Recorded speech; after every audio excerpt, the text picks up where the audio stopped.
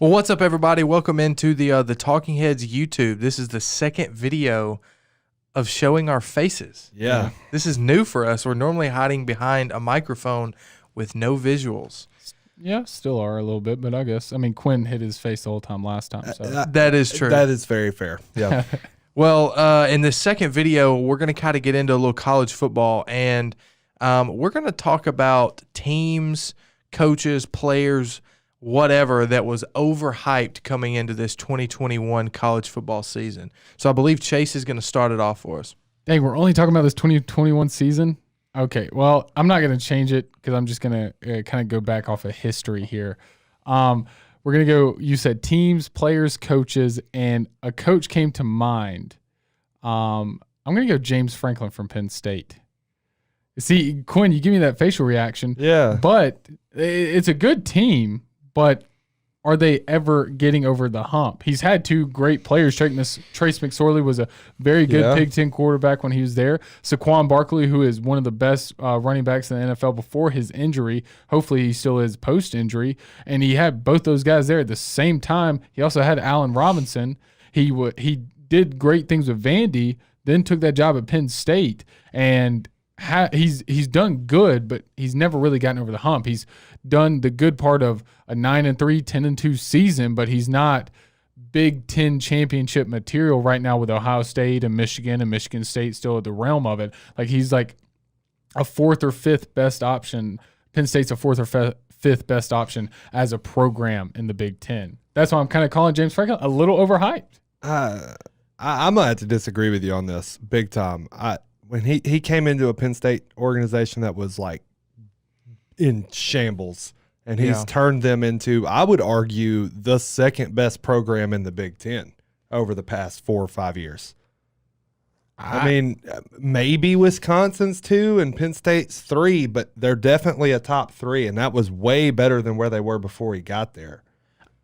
I mean, well, let's not forget the fact of Joe Paterno was there. Yeah. And then they had a couple years where they were down, but James Franklin came into a historically good team. They were historically good, but they were like, when I say they were in shambles, they were gutted because of all the like NCAA like violations that like took away 4 or 5 years of like scholarships. Well, I'm saying like, because like, I mean, let's think Georgia and Mark Richt here. You would say he's a good coach, but he's a little overhyped because their aspirations are championship, are SEC or national championship, but all he could ever do was 10-2 and maybe make the SEC championship every couple of years. And that's kind of the same thing I see with Penn State and James Franklin. You know, I'm not going to disagree with you fully here. I do think he is overhyped in what we've seen Penn State do. Yeah. But I think given the situation, he has done the best he can. Last year, you know, starting off 0-5 and then winning your last 4 games, that was bad, and that was a bad look for the future. But I think him as a good coach, and I think this year might prove why he is one of those top-tier coaches and why he ended up getting the Penn State job. But I'm not going to fully disagree with you here on that one. I see where you're coming from. And I kind of wanted to go out of the box for this one. I've hit a lot on Oregon, you know, hitting on some other programs or coaches themselves. But I think with James Franklin here, you kind of said he's doing the best that he can. That's the same thing we heard when he was at Vandy. And Vandy, literally, you're supposed to say that. You're doing the best you can. Yeah, he literally made them a top 25 program. And he did. No, he was doing the best he could with that program. It's kind of like Dan Mullen, Mississippi State. But Penn State, they have bigger and better aspirations than that. Big Ten championship almost every single year. Like, they need to be in that Big Ten picture every single year of top 2 programs. They can't fall to 4. They can't fall to 5. They should be a top 2 program every year. I would agree, but going off what Quinn said, given the situation, he's doing the best that he can with what he came into. Don't forget, he does have a Big Ten title. He does. So, I mean, but I think the loss of Trace McSorley and also Saquon Barkley, Allen Robinson, I think that's like he hasn't really done as much since. I think he was on the hot seat last year, if I'm not mistaken, after those 5 straight losses to start the season. He was on a second. He was on a loosely hot seat. I mean, he has in the last 4 or 5 seasons, they have 3 appearances in New Year's Six bowls. I consider that really good. Like that makes them consistently one of the top 3 programs in the Big Ten, which is not where they were before, like not even close to where they were before he got there. But when coaches start doing that, like if they start getting to those NY6 bowls or they're starting to get to their conference championships, stuff like that, now the aspirations will level up. They go, okay, make the playoffs. Okay, you made the playoffs. Get us a national championship. He's made the Big Ten. He's won the Big Ten. He's made New Year's Six bowls. He's won New Year's Six bowls.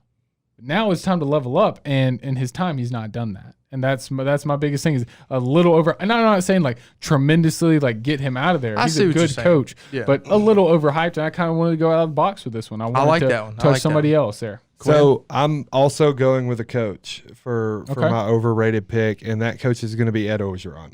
I kind of have a feeling. After the 2019 national championship run, Ed Orgeron has been pitched as the like savior of LSU football, the guy who's going to dethrone Saban and the Alabama regime and going to assert LSU as the next dominant program of the SEC.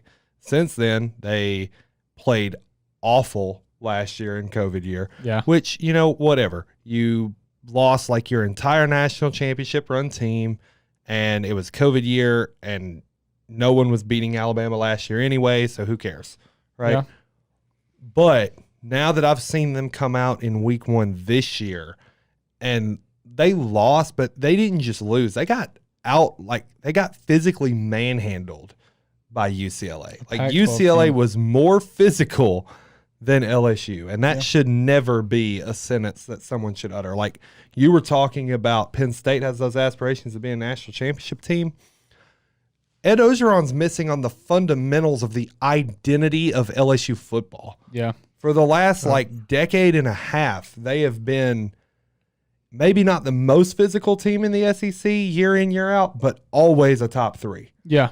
And I don't see that in LSU right now, and that really worries me. I actually saw something. I can't remember if it was a tweet or just on social media, period, but I saw somebody have the take that Ed O is just an LSU form of Gene Chizik. He gets his championship team, and he wins, and then after that, it's nothing. In a couple years, he gets a stacked team and wins, and then he can't do anything else. Great quarterback, Joe Burrow, Cam Newton. You know, I think the one difference that I see between Ed O and Gene Chizik is I don't want to take away Gene Chizik's actual credibility as a defensive-minded like coordinator coach, because that Auburn defense was really good in 2010. Yeah, with only one megastar, but they wouldn't have won the national title if it wasn't for Cam Newton. Whereas what I see with Ed O is like that team was just stacked because LSU has great recruiting talent because he basically took over a Les Miles team, because that was 2 years after Miles was gone. So, I mean, it was still mainly Miles players and then a transfer star quarterback that helped him win a title. Well, and I think with it, too, is when you look at kind of like the comparison of Gene Chizik and Ed O. Ed O also lost his best offensive coordinator, Joe Brady. So did Gene Chizik the year after with Malzahn. Yep. That was another big thing. Because both those guys controlled the offense. Like I know the head coach is supposed to, but Gene Chizik and Ed O let their offensive coordinators run their offensive game, which helped them a lot. Joe Brady launched the NFL, and Gus Malzahn went over to Arkansas State, I believe. And so that's what also kind of hurt him too. So honestly, I'm kind of in the boat with that, with the Gene Chizik thing, and that he might end up being on the hot seat very quickly. I think it's pretty spot on. Honestly, it's like I said, I think he is maybe the most overrated coach in all of football right now, because Ed O's name is everywhere, but I know he won the national title 2 years ago, but literally every season other than his national title season, irregardless of the school he's coaching at, whether it was his tenure in Ole Miss, his tenure with USC, or the years at LSU other than the national title year, they've been like average at best. And I always deemed him as an interim head coach. He was not a great head coach, but if he was filling in a vacancy for an interim for a head coach that left, he was amazing. Always took the team to like get another 6-7 wins when he came in during the middle of the season. Really good interim head coach. Because he's a great motivator. Yeah, and that's his biggest thing. And I think he had, I don't know how many other coaches have had this opportunity. I think he had it 3 times to be interim head coach of 3 different programs, big national programs at that. And he did a great job with all of them. And it's just when he's an actual head coach, not much there. Freddie, we haven't heard from you. I'm sorry. No, it's completely fine. But I totally agree. Although I don't want to overlook that Coach O did win a national championship. And there's only so many coaches in college football that can say they've done that currently. Mm-hmm. But I think he's it's like LSU as a whole so far this year. I know they've only played 1 game. Yeah. You can't take too much from week 1. Yeah. But they did get outmanned. I mean, they just got manhandled in that game. Pac-12 team, yeah. By a Pac-12 team. And Pac-12. And maybe UCLA was underrated. Maybe, yeah. I think they coming into this year. But I think he's definitely going to be on the hot seat. I don't think it's this year because I think LSU is in love with him and the fan base is in love with him. But I think give it maybe next year, possibly the year after that, he would for sure be on the hot seat. But I've always liked him as an LSU head coach because in my mind he is an LSU head coach. Mm-hmm. When I think of LSU, that's somebody that you would think of. Like when you think of the state of Louisiana, that's him as a whole. Mm-hmm. Oh, yeah. But at the same time, you've got to win.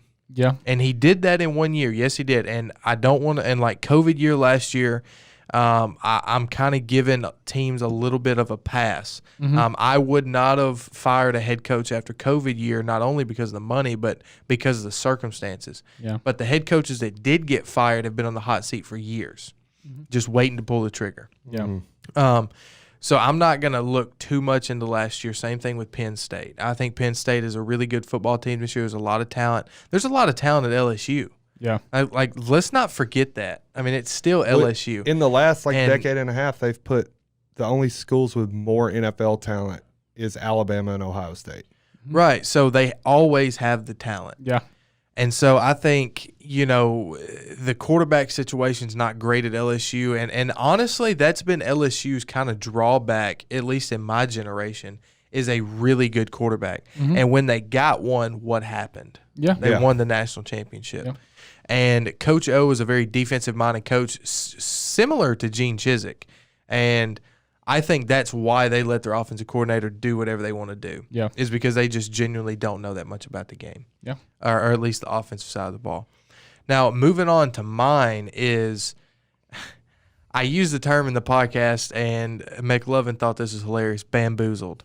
Oklahoma's defense bamboozled me in the offseason. And, again, it's week 1, okay, but they played Tulane, right?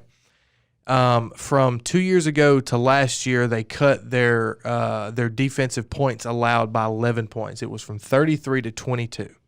Now, they had 17 people return on defense for this year. And so, in my mind, the only way that they could go is up. They can only get better. Mm-hmm.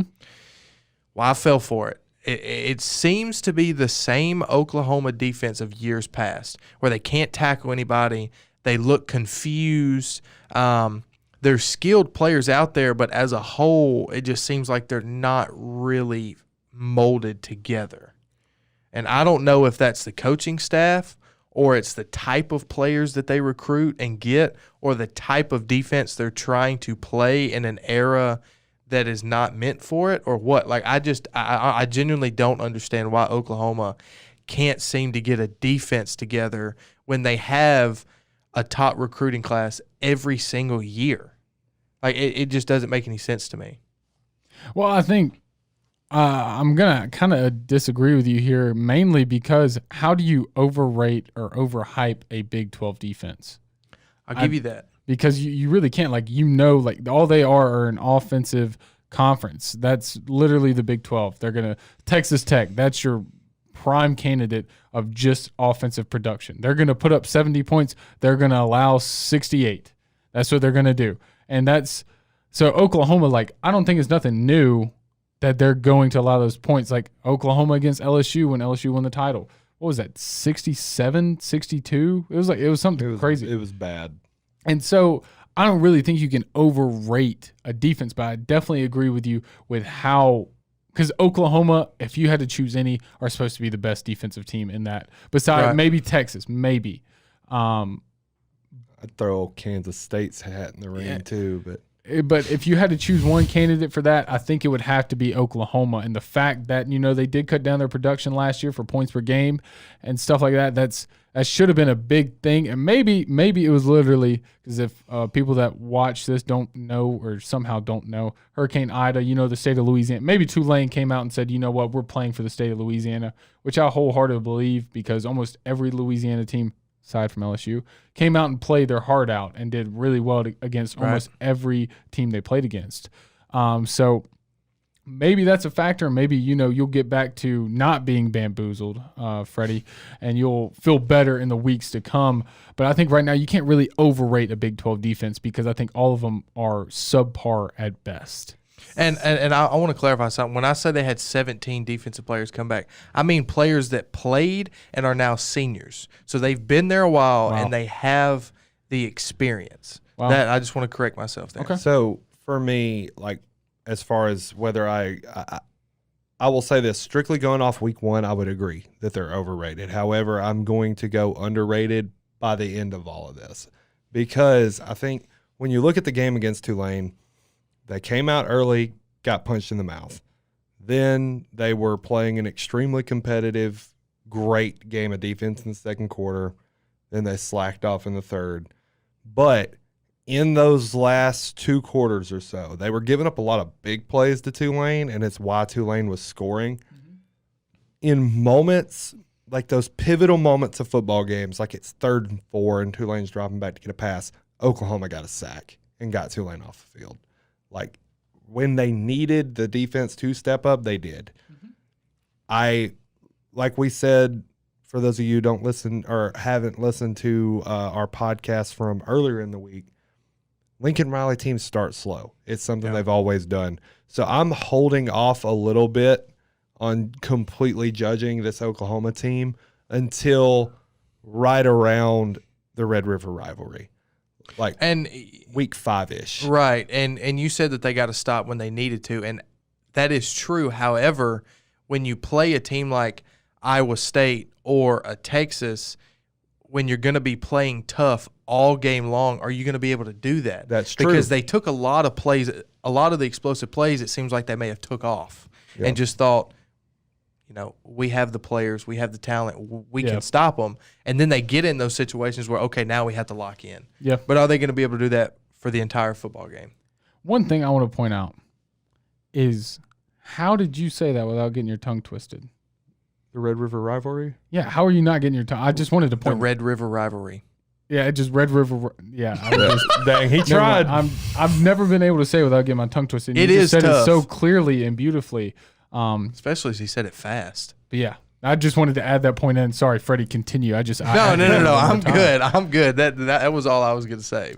Are we done for the day already? I guess so. This is it for our second video for the channel. We're going to plan on putting these out once a week. So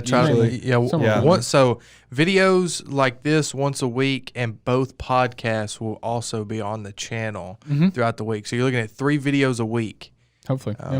And remember, at 500 subscribers, 500,000 subscribers of that, we'll release McLovin's face, let you guys see him for once, see the guy that's behind all the boards. Just McLovin. Yeah. We're just going to sit him in front of a microphone. And just, not even a microphone. No, a 10-minute video of him just sitting there. No microphone, just him sitting at the table. Okay. And we might put like McDonald's around him or something like staring into your soul. There he is. Oh, wow. You heard his voice. Yeah, so 500,000 subscribers. Remember that. McLovin will be on the YouTube at some point, maybe. So, guys, just thanks for watching, and continue to look out for the videos in the future. I've been Freddie Leonard. I've been Quinn Norris. I've been Chase Glover. And we are the Talking Heads Podcast.